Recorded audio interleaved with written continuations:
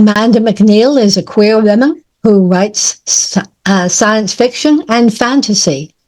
Her work has been featured in Decoded Pride, Solarpunk Magazine, and The Last Girls Club.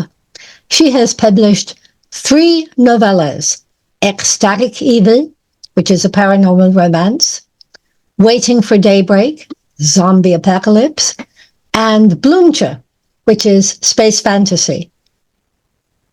Amanda, it's yours. In Thumbelina, a woman finds a miniature fairy baby in a flower and raises her. In my retelling, a woman mama colonizing Venus with her non-binary spouse Nibi discovers they are infertile. Nibi illegally picks a flower from the terraforming dome to cheer mama up, and they discover a tiny baby with pointed ears they name Bloomcha. The family fears discovery by the colonizing company Bedrafe as they work together in the dome with Bloomcha hidden in mama's pocket. When this scene begins, Bloomcha is 13 days old, the equivalent of a 13-year-old human child, and they are safe at home. Bloomcha asks the evening of day 13, "Mama, tomorrow may I get out of your pocket?" "No, darling, it's not safe." "But I'm bored. I want to see new things." Nibi offered their pocket, and both Bloomcha and Mama begrudgingly agreed. But day 14 showed Bloomcha that a day in Nibi's pocket was quite similar to one in Mama's. The same conversations overheard, identical glimpses of greenery and yellow-orange sky. Frustration fomented in her belly throughout the day, and when Nibi placed her on the tabletop in the family's hut, then asked, "Was that better?" she wasn't able to hold it in any longer. The no erupted out of her like a murmuration of birds taking off all at once.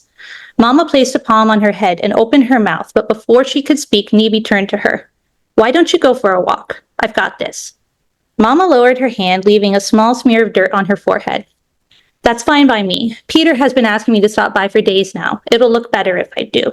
"Plus you're good friends," Nibi added. Mama gave a small smile. "Yes, that too." She picked up her bag, told them both she'd be back for dinner, then walked out the door. Nibi turned back to Bloomcha, who'd been standing in the same position she'd landed in after her explosion, arms crossed in front of her with teeth clenched. A small part of her didn't want to remain mad at Nibi. It was difficult to ever remain mad at them. Something about their nature was naturally soothing, but she clung on to her anger with all of her adolescent willpower. "Bloomcha," Nibi said, pulling up their chair and sitting down so they were at eye level with her. "Would you like to tell me how you're feeling?" And with that simple invitation, the anger flowed out of her, revealing the hurt beneath. "I'm bored, Nibi." They nodded. "And She reached up a hand and touched the tip of one ear. "I'm different from you and Mama." Nibi nodded again.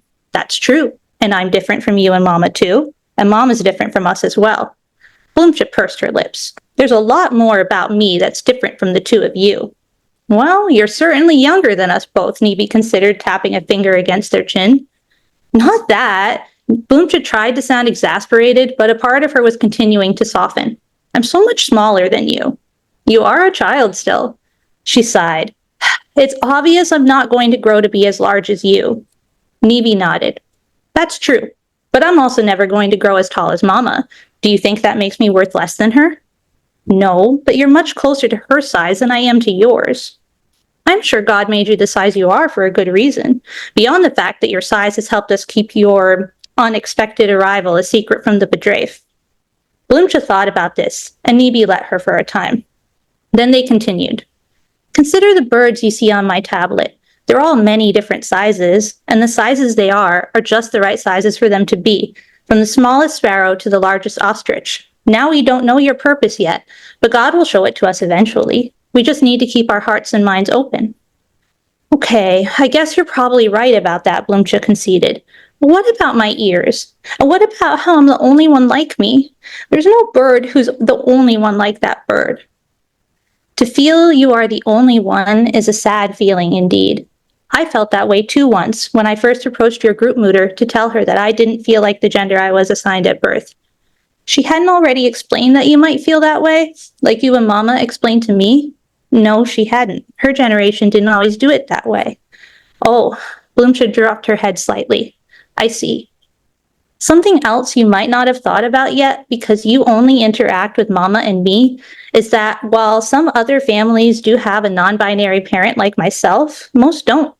In fact, only about 3 out of every 100 people are non-binary. So even though, compared to you, I knew a lot of people, I didn't actually know anybody else who was non-binary too.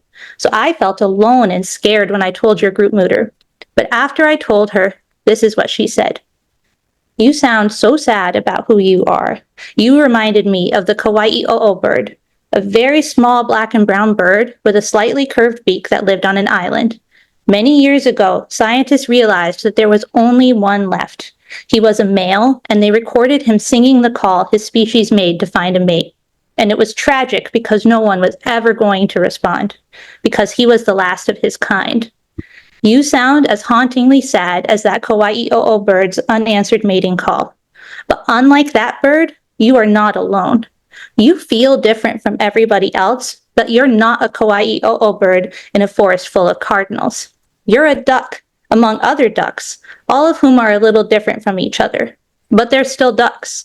And some ducks care if one duck has curly tail feathers or a quack that sounds more like a peep, but other ducks don't. And I'm a duck who not only doesn't care that you're one of the rarer ducks, I'm a duck that's honored to have been entrusted by God to take care of such a duck." Nibi paused and looked up at the ceiling, then back at Blumcha. The metaphor kind of fell apart at the end, they laughed, and Blumcha joined them. But the point remains. Don't let your brain tell you that you're all alone and will remain that way. You have me, you have Mama, you have all of Venus. In fact, you have our whole universe to explore if you want.